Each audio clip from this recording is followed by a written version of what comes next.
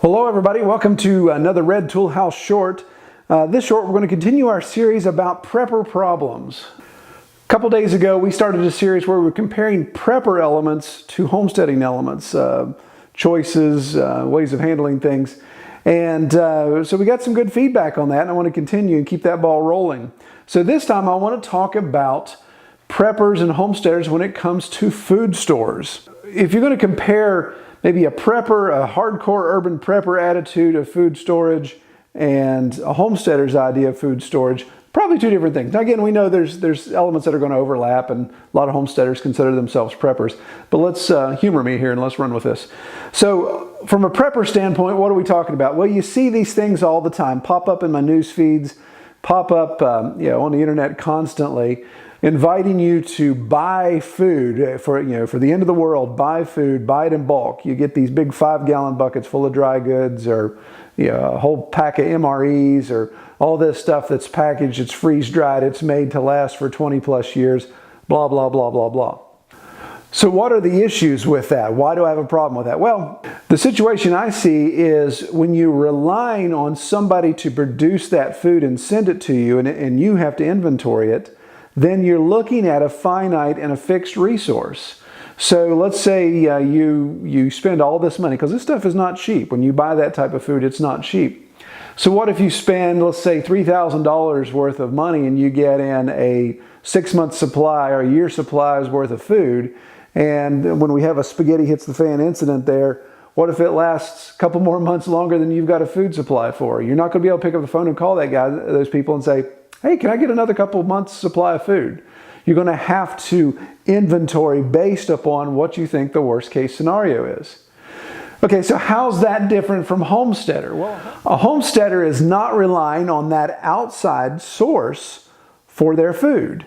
So an example here, like just what I grabbed out of the pantry, we've got canned chicken, we've got canned tomatoes, we've got canned fruit, actually apples converted into jelly. Kind of looks like honey. It's some good looking stuff there.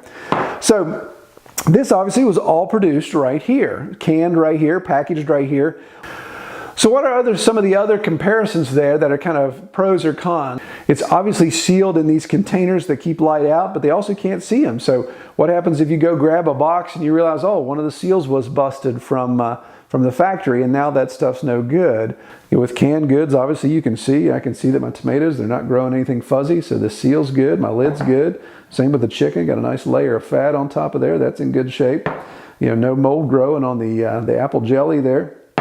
So those are the type of things. I like the visuals. I like to know, okay, A, I'm a control freak, so A, I had a hand in creating it. B, I can see it. And C, I can do checkups on it. 2 years from down the road, this is chicken from actually 2015, so this is 2-year-old chicken, a little bit of dust on it there, but I'd be completely confident to eat that, no problem at all. So those are the type of things I look for and say, well, I like the canning approach way better than ordering all this type of stuff.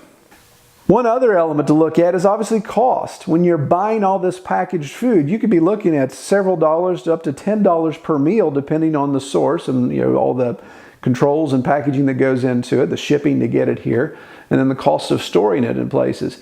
You compare that to canning. A homesteader, raise my apples, raise my chicken, raise my tomatoes, raise whatever. Obviously you've got those inputs, but they're much less in expense than if you're buying all this pre-processed, pre-packaged food that's going to be shipped to you.